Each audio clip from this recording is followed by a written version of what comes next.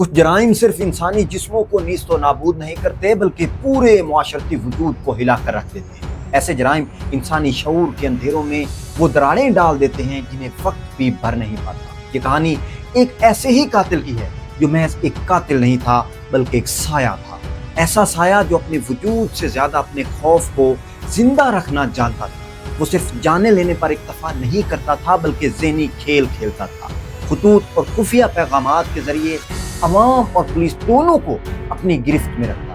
اس کی سب سے بڑی طاقت یہی تھی کہ وہ کبھی بھی سامنے نہیں آیا مگر اس کا خوف ہر دروازے پر دستک دیتا تھا۔ اس کی کہانی ہمیں یہ بتاتی ہے کہ بعض اوقات ایک نام، ایک علامت ہزاروں چہروں سے زیادہ خوفناک ثابت ہوتی ہے۔ دنیا اسے آج زوڈیاک کلر کے نام سے جانتی ہے۔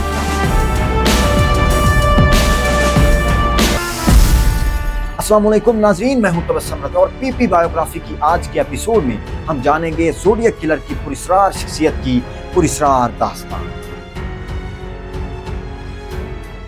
20 دسمبر 1968 کی وہ سرد رات جب کیلیفورنیا کی ایک پرسکون وادی وینیشیا میں ایک ایسا واقعہ پیش آیا جس نے آنے والے برسوں میں پورے امریکہ کو ہلا کر رکھ دینا۔ 17 سالہ لڑکا ڈیوڈ فراڈے اور 16 سالہ لڑکی بیٹی لو جینسن اپنی کار میں بیٹھے ایک دوسرے کے ساتھ وقت گزار رہے تھے۔ نوجوان سرد موسم، خاموش رات اور دور تک پھیلی وادی کی تنہائی میں محبت کی جنونیت میں کچھ وقت گزار رہے تھے، لیکن پھر اچانک اس خاموشی کو گولیوں کی آواز نے شور میں بدل ڈالا۔ قاتل نے کوئی سوال نہ کیا، کوئی بات نہ کی، بس اندھا دھند فائرنگ کی اور دونوں نوجوانوں کو موقع پر ہی موت کے گھاٹ اتار دیا۔ پولیس نے ابتدا میں اسے ایک عام واردات سمجھا، شاید حسد، دشمنی یا کوئی اتفاقیہ جرم تھا، لیکن کسی نے یہ نہ سوچا تھا کہ یہ محض آغاز ہے۔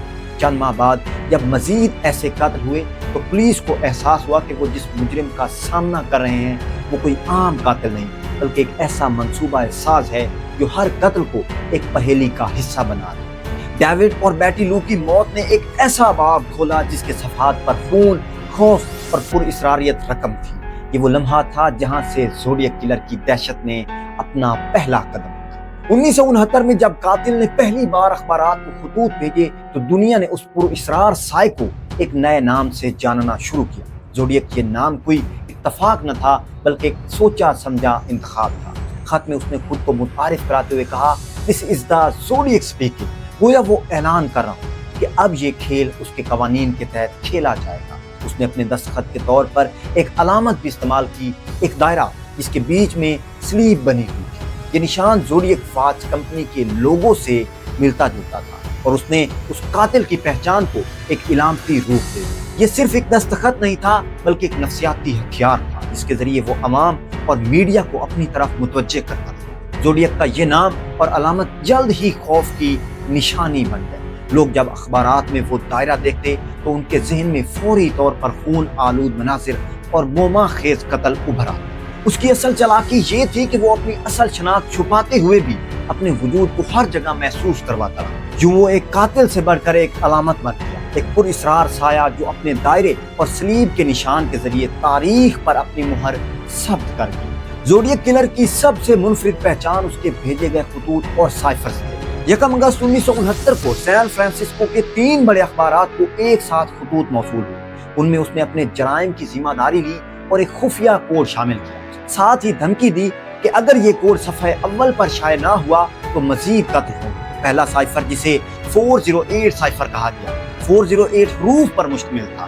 پولیس اور ماہرین اسے حل نہ کر سکے مگر ایک school teacher Donald Gene Harden اور اس کی بیوی نے اسے ڈی کوڈ کیا۔ اس پیغام میں زوڈیاک نے کہا کہ وہ قتل کر کے لوگوں کو غلام بناتا ہے جو مرنے کے بعد اس کی خدمت کریں، لیکن اس نے اپنا نام ظاہر نہیں کیا۔ یوں زوڈیاک جرم کو ایک پہیلی میں بدل کر خوف کی علامت بن گئی۔ زوڈیاک کلر نے اپنی دہشت کو ایک واردات تک محدود نہیں رکھا بلکہ بار بار حملے کیے اور ہر بار نیا خوف پھیلایا۔ 4 جولائی 1969 کو کیلیفورنیا میں ڈارلین فیرن اور مائیکل میگاؤ گاڑی میں بیٹھے تھے جب اچانک ایک شخص نے گولیاں برسا دی۔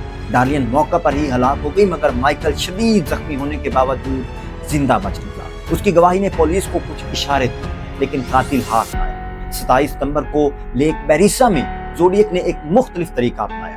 برائن ہارٹنیل اور سیسیلیا شیفرڈ جھیل کے کنارے تھے جب ایک ماسک پہنے شخص نمودار ہوا۔ اس کے لباس پر دائرے میں سلیب کا مشہور نشان تھا۔ उसने दोनों को बांध कर चाकू से हमला किया। ब्रायन बच गया मगर सेसिलिया जान न बचा सकी। फिर 11 अक्टूबर को सैन फ्रांसिस्को में टैक्सी ड्राइवर पॉल स्टाइन को सर में गोली मार दी। बाद में ज़ोडिएक ने खुद एतराफ़ करते हुए पुलिस को खत भेजा, जैसे वो उन सब को खुलेआम चैलेंज दे रहा। ज़ोडिएक किलर के बढ़ते हुए हमलों ने पुलिस और FBI को सख्त दबाव में डाल दिया। सैकड़ों एहलकार तफ्तीश में शामिल हुए मगर कातिल हर बार उनके हाथ से बच निकलता। मीडिया और अवाम में ये सवाल शिद्दत से उठने लगे कि आखिर वो कौन है जो कत्ल के बाद खत भेजकर अपनी मौजूदगी का ऐलान करता है और फिर भी गिरफ्तार नहीं होता।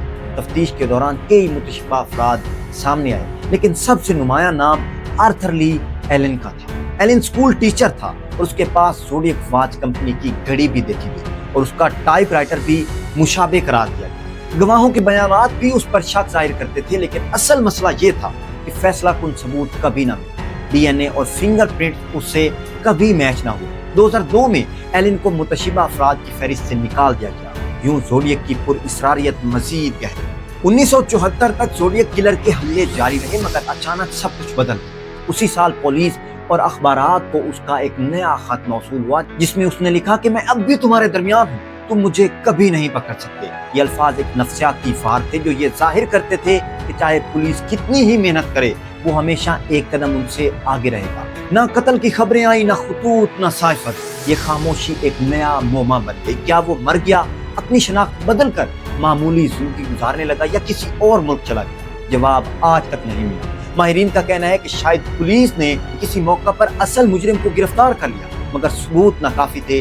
ज़ोडिएक अपनी दहशत की वजह से एक पुरअसरार साया बन गया जो अचानक नमूदार हुआ और फिर गायब हो गया, मगर खौफ की गहरी छाप अपने पीछे छोड़ दी। ज़ोडिएक किलर के तमाम साइफर्स में से सबसे मशहूर और पुरअसरार 340 साइफर था जो नवंबर 1969 में अखबार को मौसूल हुआ। ये 340 हरूफ पर मुश्तमिल था और इतना पेचीदा था कि दुनिया के बेहतरीन क्रिप्टो माहिरीन और FBI भी दहाइयों तक उसे हल ना कर सके। ये साइफर ज़ोडिएक के खौफ और पुरअसरारियत को मजीद बढ़ा दिया। 50 बरस बाद 2020 में 3 माहिरीन डेविड ओरियनचाक, जर्ल वान आइक और सैम ब्लैक ने जदीद कंप्यूटर प्रोग्राम से इसको हल किया। पैगाम में ज़ोडिएक ने अपनी नखवत और सफाक लहजा बरकरार रखा। मुझे उम्मीद है तुम मेरी फिल्म का मजा ले रहे हो। मैं जन्नत में नहीं जा रहा क्योंकि मुझे मौत से डरने की जरूरत नहीं। दिलचस्प बात यह है कि उसमें भी उसने अपना असल नाम जाहिर नहीं किया। 340 साइफर की असल हलियाबी ने दिखाया कि टेक्नोलॉजी और जहानत पेचीदा राज खोल सकती है, मगर असल सवाल आज भी मौजूद है कि ज़ोडिएक आखिर था कौन? ज़ोडिएक किलर ने सिर्फ कत्ल नहीं किए बल्कि पूरे मुआशरे के रवैये पर गहरा असर छोड़ा। उसके हमलों और खुतूत ने अमरीकी अवाम के दिलों में ऐसा खौफ पैदा किया जो आम कातिल नहीं पैदा कर सकता। लोग रात में बाहर निकलने से पहले डरते, वालिदैन अपने बच्चों को अकेला जाने से रोकते और नौजवान जोड़ों को मुहतात रहने की हिदायत दी जाती। ये खौफ सिर्फ उसकी मौजूदगी का नतीजा नहीं था बल्कि उसकी पुरअसरारियत ने उसे कई गुना बढ़ा दिया। मीडिया ने भी उस पुरअसरार किरदार को नुमायां किया। अखबारात में साइफर छपते, टीवी पर तज्जिए होते और उसकी अलामत दायरा और सलीब हर खबर में खौफ की अलामत बन गई। फिल्म साजों और मुसन्निफीन ने भी इसे मौजू बनाया। ज़ोडिएक के असर ने पुलिस और तफ्तीशी इदारों को भी मुतासिर किया। उसने दिखाया कि कभी कभी एक नाम, एक निशान हजारों गोलियों से ज्यादा खतरनाक साबित हो सकते हैं। यूं वो सिर्फ मुजरिम नहीं बल्कि खौफ की अलामत बन गई। यूं ज़ोडिएक किलर की कहानी सिर्फ कत्ल की नहीं बल्कि इंसानी नफ्सियात, खौफ और मुआशरती कमजोरियों की अक्कासी भी है। उसने ये साबित किया कि बाज़ औक़ात अल्फाज बंदूक से ज्यादा खतरनाक साबित हो सकते हैं और एक चेहरा दिखाए बगैर भी हजारों लोगों के दिलों में खौफ पैदा किया जा सकता है। उसके खतूत, साइफर्स और मीडिया के साथ खेलने का अंदाज उसे एक आम कातिल से कहीं बढ़कर शऊर का मुजरिम बनाता है। ज़ोडिएक आज भी एक हल ना होने वाला राज है। उसके जराइम ने यह बताया कि जुर्म सिर्फ जिस्मानी नुकसान नहीं करता बल्कि इज्तिमाई ज़हन पर भी गहरा असर डालता है। उसका सबसे बड़ा सबक यह है कि खौफ अक्सर हकीकत से ज्यादा ताकतवर होता है। ज़ोडिएक ने उसे बतौर हथियार इस्तेमाल किया और चाहा कि लोग उसका नाम सुनते ही कांप गए। यूं वो एक पुरअसरार साया बन गया जो मुकम्मल बेनकाब नहीं हुआ मगर अपनी मौजूदगी से दुनिया को हिला कर रख दिया। जी तो नाज़रीन, ये थी पब्लिक पार्लियामेंट बायोग्राफी की आज की पुरअसरार शख्सियत की पुरअसरार दास्तान। कमेंट सेक्शन में जरूर बताइए कि आप ज़ोडिएक किलर के बारे में क्या सोचते हैं। मिलते हैं अगली वीडियो में एक नई पुरअसरार शख्सियत की पुरअसरार दास्तान के साथ। शुक्रिया।